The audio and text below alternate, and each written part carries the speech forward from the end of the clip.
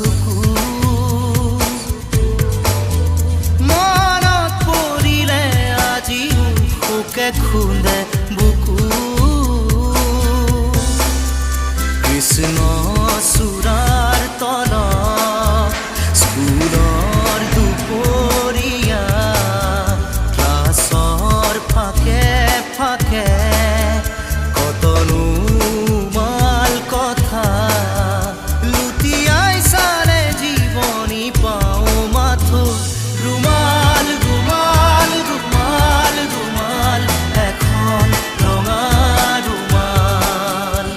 ৰুমাল ৰুমাল ৰুমাল ৰুমাল আজিৰ খেতা ৰুমাল